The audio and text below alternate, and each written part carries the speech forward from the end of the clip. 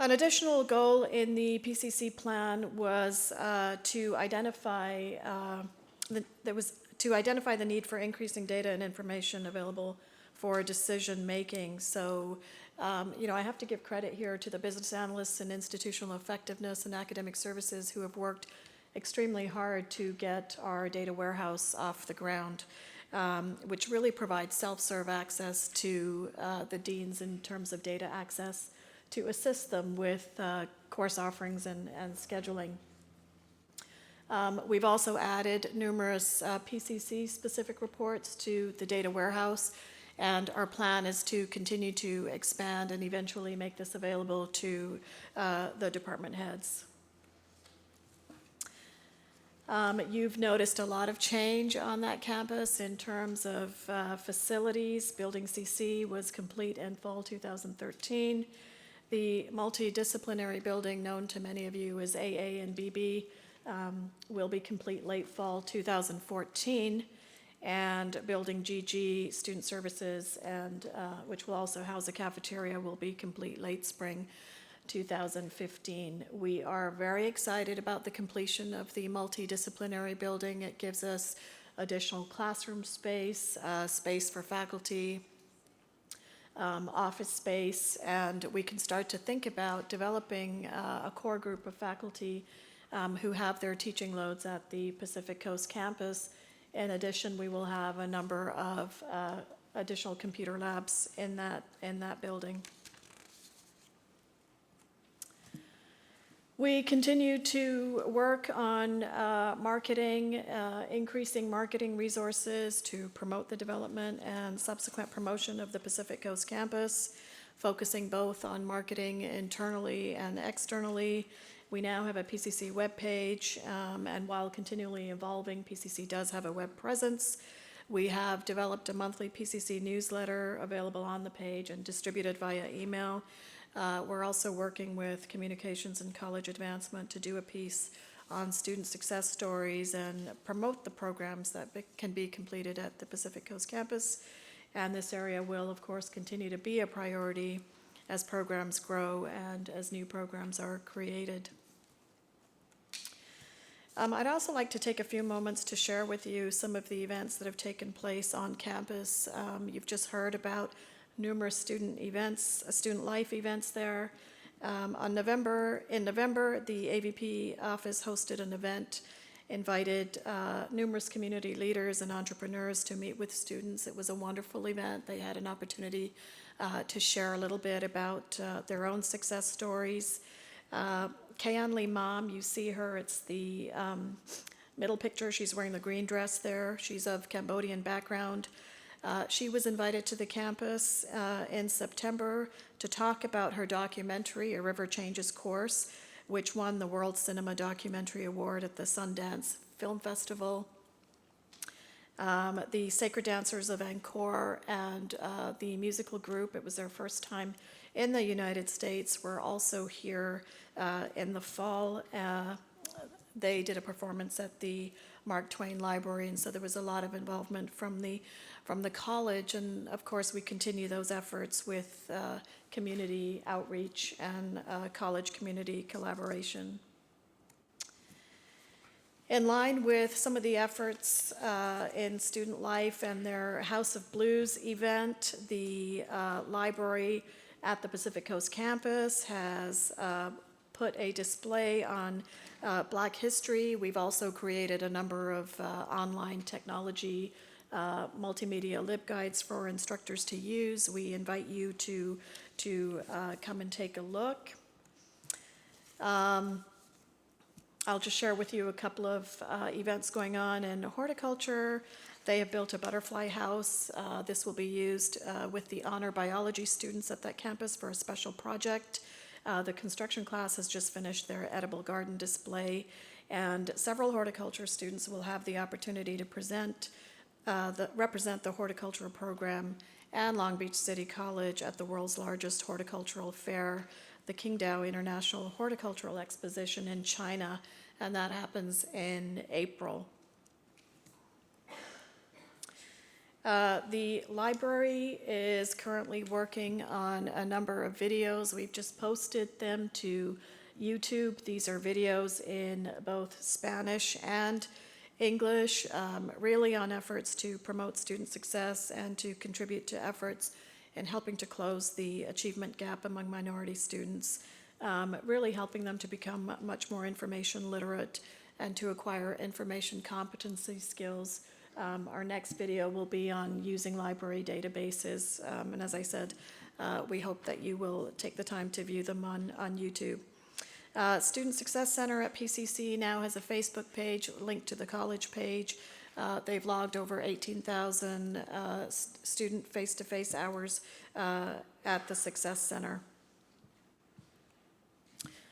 So there is a lot of activity going on at PCC, much more than I can present here tonight.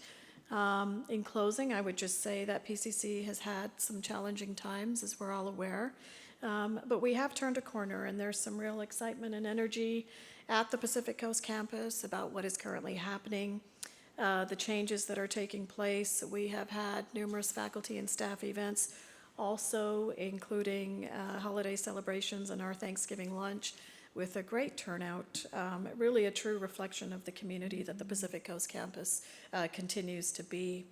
And finally, I'd like to thank the board members for attending our events. It's been really nice to see you there and for continually supporting our efforts at the campus, within the community, and our continued initiatives at the Pacific Coast campus. That concludes my report. I'm happy to answer any questions that you may have. Members of the board, thank you very much for that report.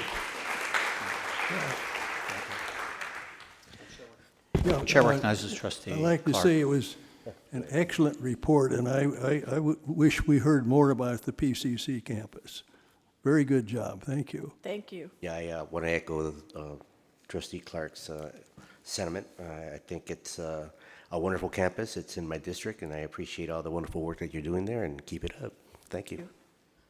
Yeah, I know it's challenging. One of the challenges there with the temporary facilities, modules, portables, whatever we call those, living through construction is never easy, whether you're doing something in your own house, but something the magnitude of this.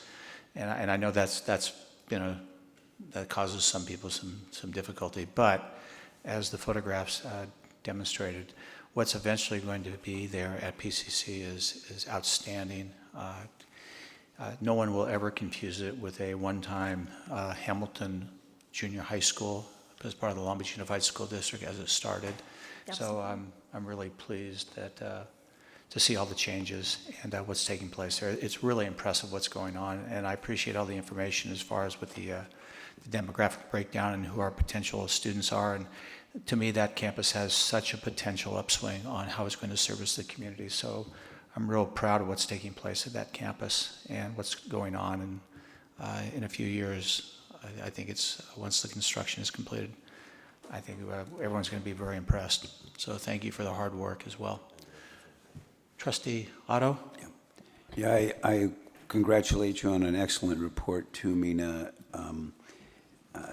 If you go into the new classrooms, the new science classrooms, it's just astonishing to see the transformation of the campus. I mean, it reflects that to me, and how well poised we are with the new construction out back for career technical education programs. When we redid the Child Development Center, that really became an oasis for that work. And there's early childhood education work has become so important in California that we are so well poised to do, to continue to do a great job in that area. So very pleased to see the progress.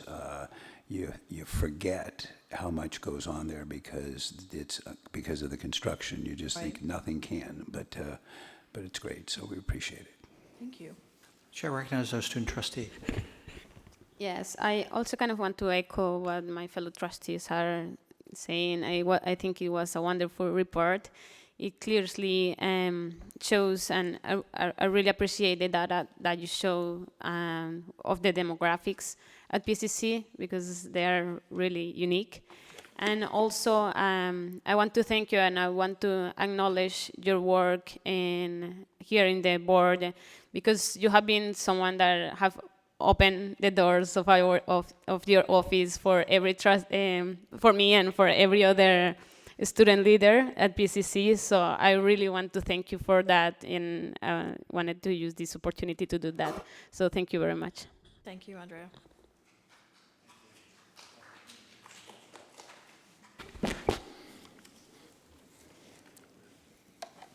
All right. Our next item, college advancement, economic development. There's no item, no report. Correct. And then we're now to reports, communications, academic senate president. No item? That's all right. Thank you. Superintendent president. Yes, a couple of items. First of all, I think it's a good segue from Mina's report, particularly highlighting the demographics of the Pacific Coast campus, to some really great news, I think, for our students. We recently became part of the national launch of the Dream.us. We were one of only 2 institutions in California, partnered with Cal State Long Beach, that became part of this new scholarship fund, a national scholarship fund focused on undocumented students. We have begun taking applications, and thanks to Dr. Peterson and his team, Alicia Kreisinga, for putting this together so quickly, but we have already begun to take applications from our students. They can qualify for up to $25,000 for the total cost of receiving a bachelor's degree. So the reason we were partnered with Cal State Long Beach is because of the work that we do in moving students from this institution to Cal State Long Beach and having them finish. The effort is led by Don Graham, the former owner of the Washington Post, and I'm happy to say that we are one of their key partners in California. And you'll be hearing more as time goes on as to how many students apply, how many students get aid, and what happens to them. A couple other good pieces of news. So first of all, I think it's our first meeting since we began the spring semester, so I want to welcome everybody back for the spring semester. I know all the students are knee-deep in their work already, so welcome back. We also received another bit of good news. I think it's telling of it's testament to the work that the trustees have done, and I need to just take a moment to highlight it, because every time we issue bonds, the rating agencies that rate the financial strength of an institution for the investors rates us on the financial strength of this institution. And I'm happy to say that both Moody's Investor Service and Standard & Poor's gave us a AA rating once again, and it just affirms the work that the trustees have done to ensure that this institution has a very firm financial outlook.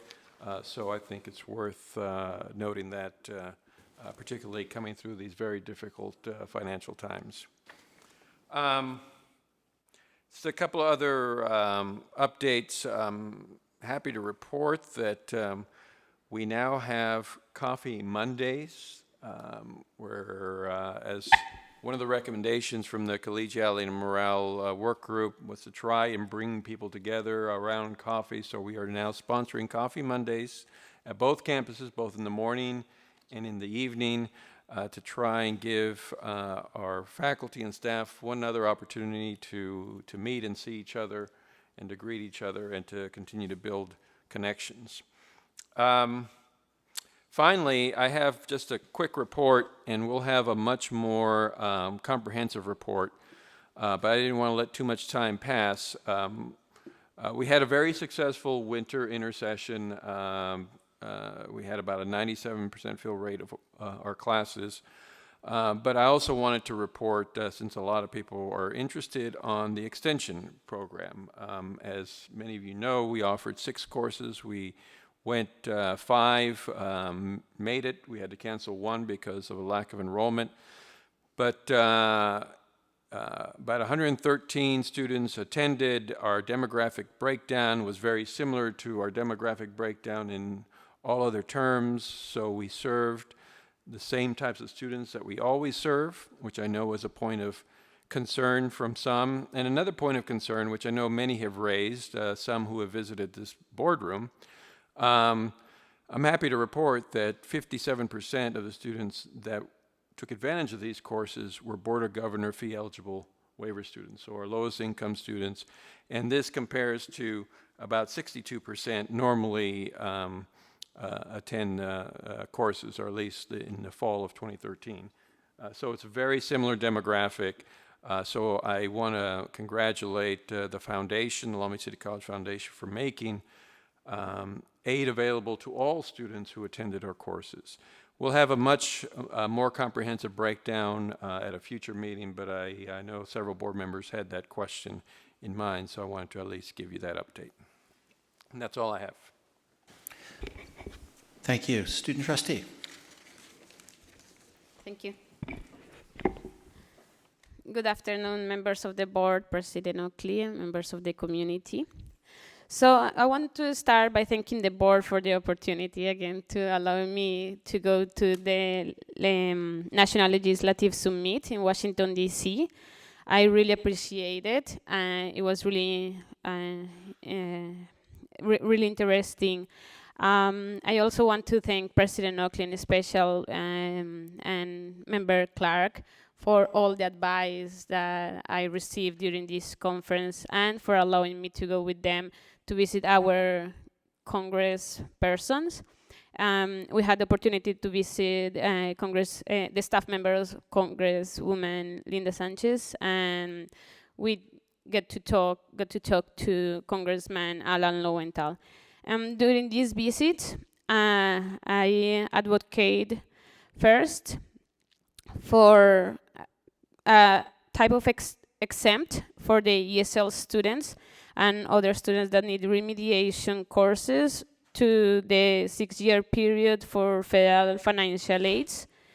Because basically ESL students, it's really hard for them to learn English in a short period of time. This is a language that requires maybe more than 3 years to learn, maybe 4, and for other students even more. So by the time we prepare them to be able to go to be in a college level, their financial aid is done. And these students usually have low income, and it's really hard for them to pay it out of their pockets. Also, I get to talk to advocate a little bit more for more resources for the dreamers and for the undocumented students. I think it's important to have a quality for everybody in the school, for every student. So I was advocating for them to be able to get federal loans and to be able to participate in the federal work study, since for these students in particular, it's really hard to find jobs maybe outside of the school. I also wanted to thank President Oakley because I know that we are gonna have, we kind of had an informal conversation, and we are going to be working to see how locally we could help these students, so I really appreciate that. So another issue I really want to comment on, it was also in the intercession programs, now that we have started conversation on the summer courses. Recently I was reading a report, it's called Bridging the Higher Education Divide by the Century Foundation. And I want to highlight, and I'm gonna quote part of this report when talking about the two-tier system. So in order to, I'm quoting, in order to address the fundamental change, the task force believes we must do much more than just share and replicate best practices of successful community colleges. As valuable and important as doing so is, in addition, we need to confront head-on the growing stratification and separation between economic and racial groups in higher education, which results in a system that educates those students with greatest needs apart from more advantaged students, and does so with fewer resources. While some differentiation between 2- and 4-year institutions is appropriate, a rigid two-tier system which offers little fluidity between levels and tend to educate different income and racial and ethnic groups is different in different settings is neither inevitable, not desirable, nor the evidence suggests particularly efficient. To be sure, the original two-tier system had many laudable features. The U.S. system of community colleges arose as separate and distinct from the traditional 4-year system for several reasons. To broaden access to higher education, to meet the special needs of communities for vocational training and lifelong learning, and to provide an efficient, low-cost means of educating students in the first 2 years of college. Unlike many 4-year institutions, community colleges generally do not impose strict entrance requirements and are open to all. So with this statement, I would like the board to reconsider the position for the upcoming summer session. Lastly, I think you all receive kind of a package. Yeah, thank you. So I would like to speak again on what the $1 representation fee is, and I printed what the bill is. In addition, the votes. This bill was co-sponsored by Senator Lara. And also, in the package, I put the copy of the minutes of last year's cabinet, where we decided to support the implementation of the $1 representation fee. And also, I attached to the package the results from the elections that we had, where the students approved the $1 representation fee. This dollar representation fee will highly benefit the students, leaders in LAC and PCC campus, because this will give us the sources to go to conference such as the General Assembly for the California Community College Association of, the Student Senate of California Community Colleges, and for better training for us to be able to better our input and to better the representation that we give to the students at Long Beach City College.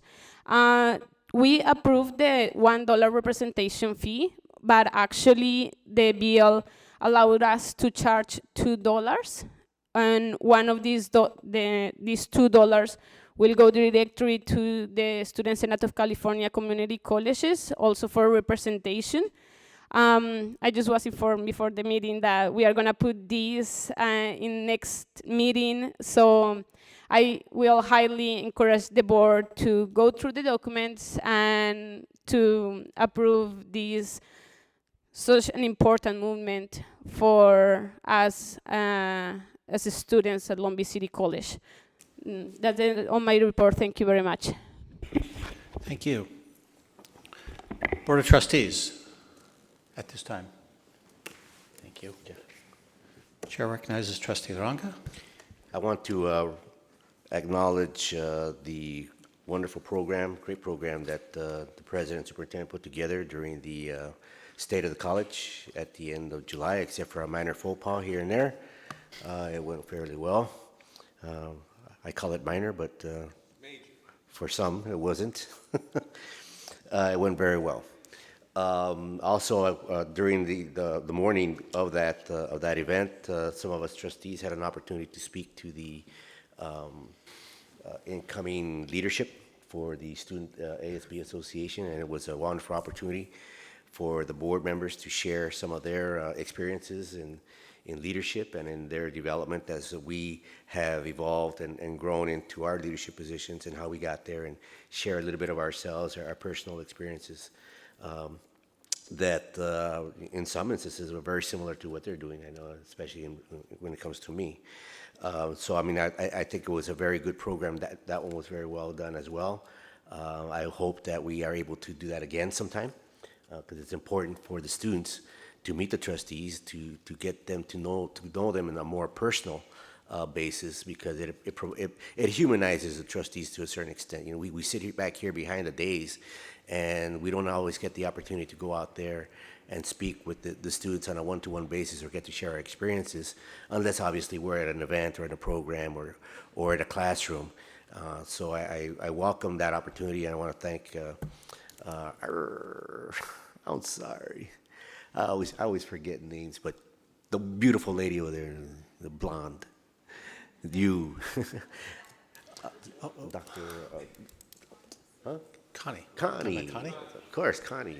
Geez, I'm sorry. I didn't say that in a question mark, like the it's- beautiful and wondering, but. Yeah, it's age. I just added another zero this past year, so you know, as the zero goes, the zero mind goes as well.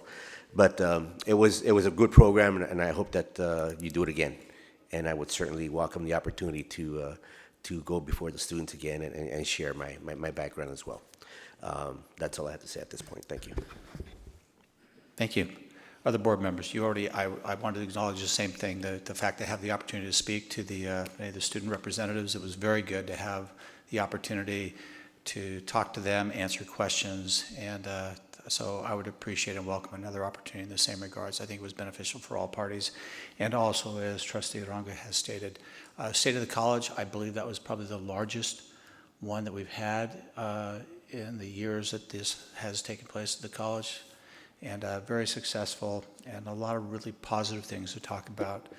And hopefully, I might add a little more optimism for the future with the funding from the state of California. So that always helps as well. But great event, excellent job. And again, thank you for the opportunity with to come and speak before that meeting, before that luncheon as well. Are there any other board members at this time? None? I have no future reports to list at this time. Madam Secretary, do you have? Sorry, Trustee I have a Ranga? request for a future report. Now that we have our new dean of CTE, I would love for him to, once he gets acclimated and gets the lay of the land, to perhaps he could come back with us and share his observations as far as what he sees, the direction we are taking or going, and what direction perhaps he could share his vision for the CTE programs here at City College. So perhaps sometime during We can do that. the next several months. All right, And very welcome good. Very to good. Long Beach City College. Madam Secretary, are there any, I see none for non-agenda items, speakers? That's correct. There are none? Very good. Then at this time, if there's no other comments, members of the board, I'll adjourn the meeting to our March 11th, 2014. If there are no objections, this meeting is adjourned. Thank you all very much. Good night.